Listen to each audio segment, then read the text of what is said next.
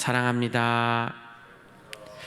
오늘 본문은 심판에 대해서 이야기합니다. 특별히 땅의 심판에 대해서 이야기하고 있는데요.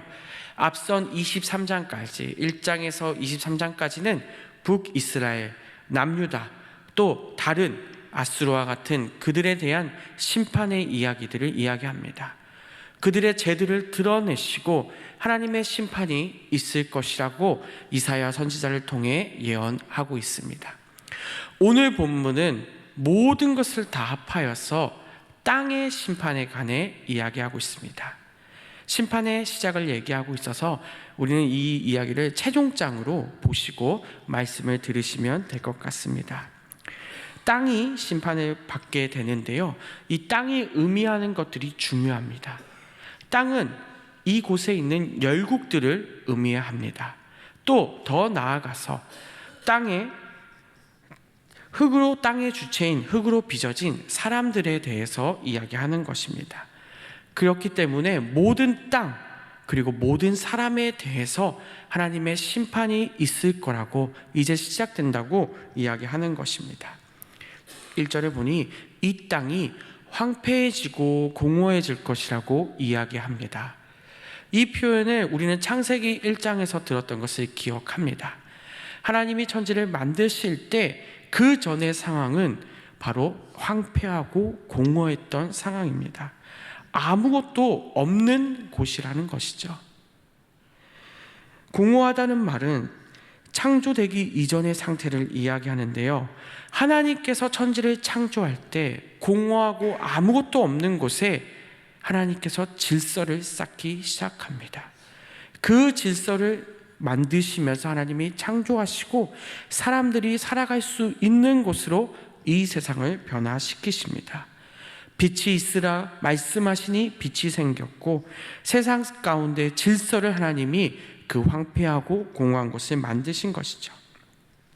반대로 율법이 말씀이 없고 질서가 없는 그러한 세상이 바로 공허한 상태입니다. 지금 바로 이 상태가, 하나님의 말씀을 따르지 않는 이 상태가 공허한 상태라고 이사야 선지자는 말하고 있는 것이죠. 하나님이 보시기에 질서를 다 만들어 두었는데 그 질서를 깨트리고 우상 숭배하고 하나님을 따르지 않는 이 이스라엘 백성들을 보며 공허하고 황폐한 곳이라고 이야기하고 있는 것입니다.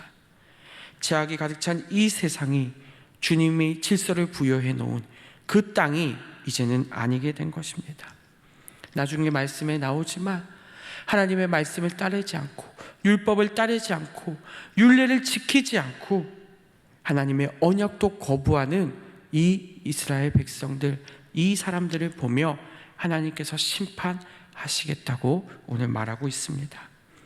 이 심판은 어느 누구도 피해갈 수 없다 이야기합니다. 1절에서 3절까지 보면 이 심판은 어느 누구도 피해갈 수 없습니다. 2절에 보면 모든 자가 심판 앞에서 벗어날 수 없다라고 이야기합니다. 모든 사람에게 저주가 내려집니다. 영원한 죽음이 기다리고 있다는 것이죠. 죄의 삭은 사망입니다.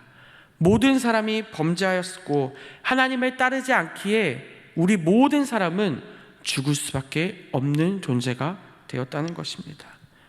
5절에 보니 이 사람들이 더럽게 된 이유가 나옵니다. 바로 세 가지의 잘못이 나오는데요, 먼저 첫 번째로 이스라엘 백성들은 율법을 범하게 됩니다.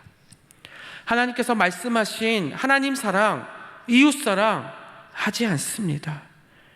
율법을 따르지 않습니다. 단순히 법으로만 생각하고 그것을 따르지 않고 실천하지 않습니다. 두 번째로 율례를 지키지 않습니다. 율례는 하나님의 백성대로 살아가야 하는 삶, 방법을 의미합니다. 이 율례를 따라 살지 않습니다.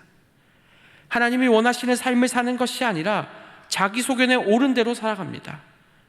내 뜻이 그대로 이루어져야 되고 내 뜻대로 살아가는 것이죠. 내가 살아가는 중심에 하나님이 있어야 하는데 그러지 않다는 것입니다. 자기의 소견에 옳은 대로 사람들은 계속 살아가게 된 것입니다. 세 번째로 언약을 깨트립니다. 언약이 무엇입니까? 바로 하나님과의 관계입니다. 사람들은 하나님과의 관계, 그 언약 맺은 대로 살아가야 되는데 그것을 자꾸 더 벗어나려고 합니다. 하나님과의 관계를 소홀히 여깁니다. 따르지 않습니다. 벗어납니다. 하나님의 피조물인 우리 사람들이 그 하나님과의 관계를 잘 이어가며 살아야 되는데 그것을 자꾸 도망간다는 것이죠. 결국 이 세 가지의 잘못을 한 사람들에게 오늘 하나님의 땅의 심판이 임할 것이라고 이사야 선지자가 예언하고 있게 되는 것입니다. 결국 우리는 모두 심판받고 죽게 되는 것입니다. 하지만 감사하게도 우리는 하나님의 심판을 또 이해해야 합니다. 이 심판을 이해하기 전에 우리가 이전의 심판을 기억해 보겠습니다. 노아의 홍수 사건 가운데, 그 심판 가운데 우리는 남은 자들이 있었다는 사실을 분명히 알고 있습니다. 하나님께서는 심판을 하십니다. 하지만 우리가 앞선 심판들을 보며 알 수 있는 것은 감사하게도 하나님은 남은 자들을 살려두십니다. 오히려 그들에게 은혜를 내려주시고 이 세상을 이끌어가는 지혜를 허락하셔서 세상의 질서를 다시 유지하십니다. 오늘 본문 13절에 보면 감람나무를 흔들어 넘어 떨어뜨릴 때 포도나무에서 포도를 거둔 후에 일부를 하나님이 남겨두신다고 이야기합니다. 바로 그 자들이 남은 자들입니다. 이들이 은혜 받게 되는 것이죠. 홍수 사건 때 사람들이 어떠한 죄를 지었습니까? 지금 이사야 선지자 그 살고 있는 그 땅과 똑같은 죄를 짓습니다. 우상 숭배하고 자기의 소견대로 옳은 대로 살고 하나님의 뜻대로 살지 않습니다. 관계를 깨트립니다. 더욱더 그들은 그들의 소견대로 살아갑니다. 그 결과 하나님께서는 홍수로 그 땅을 삼키십니다. 하지만 감사하게도 하나님은 그 땅을 삼키기 전까지 노아의 방주를 만드시고 하나님은 사람들을 계속 부르십니다. 돌아오라고 말씀하십니다. 그리고 노아의 방주에 있던 사람들을 통해 하나님께서 은혜를 주셔서 세상의 질서를 다시 회복시키십니다. 오늘 말씀 역시 마찬가지입니다. 하나님은 진노하셨지만 이 세상 사람들에게 남은 자들을 허락하셨습니다. 물로 심판하지 않겠다고 하셨기에 이 세상을 다 심판하지는 않으십니다. 하나님은 오히려 돌아오라고 방주를 만드신 것처럼 이사야 선지자를 통해서 계속 돌아오지 않는 그 백성들에게 울부짖으며 돌아오라고 이야기하고 있습니다. 우리는 그 말씀을 놓치지 않기 원합니다. 노아 사건 때 분명 심판하시지만 하나님께서 남은 자를 남기신 것처럼 방주를 예비하신 것처럼 남은 자들을 사용하실 것이고 은혜 베푸실 것을 믿기 때문입니다. 결국 이 일은 계속 반복되지만 남은 자들을 통해서 하나님의 질서를 하나님께서 이루어 가시기 때문입니다.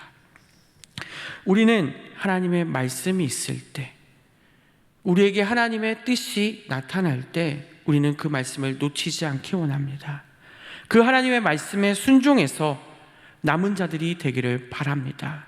남은 자가 누구입니까? 예수님의 말씀에 순종하고 예수님 닮아 살려고 사는 그 삶을 살아가는 사람이 바로 남은 자임을 믿습니다. 하나님의 말씀이 있을 때 우리는 그 남은 자가 되었으면 좋겠습니다. 그 삶은 간단합니다. 예수님이 거하는 삶, 예수님을 따라 사는 삶입니다. 오늘 하루 우리가 기도할 때 이것을 위해 기도했으면 좋겠습니다. 하나님의 심판은 반드시 있습니다. 하지만 그 심판 가운데 하나님을 더욱더 의지하고 따르고 하나님 안에 붙어 있으면서 하나님의 일들을 감당해 나가는 우리가 되게 해달라고 기도했으면 좋겠습니다. 지금도 세상은 황폐하고 공허합니다. 질서정연하게 잘 이루어져 가고 있는 것 같지만 더욱더 많은 제약이 팽배해지고 이 세상은 어둠이 가득합니다. 이러한 때 예수님을 믿는 우리가 예수님 안에 머물기 원합니다. 또 예수님을 붙잡기 원합니다.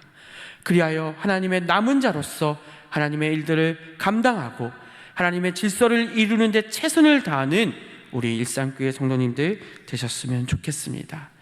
그러한 때 남은 자인 우리에게 하나님의 은혜가 넘칠 것이고 하나님이 우리의 삶을 인도하실 것을 우리는 믿습니다. 세상은 때론 우리가 가는 길을 좁다고, 힘들다고, 멀다고 이야기할 때가 많습니다. 하지만 이 길이야말로 남은 자로서 예수님을 따라 사는 삶임을 믿습니다. 하나님의 뜻대로 살아가는 삶임을 우리는 믿습니다.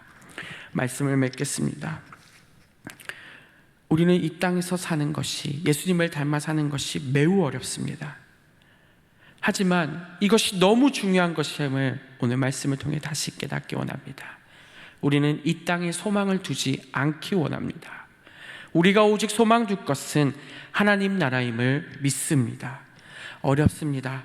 하지만 중요한 것은 그렇게 살아야만 남은 자로서의 삶을 우리가 살 수 있기 때문입니다. 우리의 소망 대신 하나님만을 의지하고 하나님 나라를 바라보며 살아가는 우리 일상교회 성도님들 되시기를 바랍니다.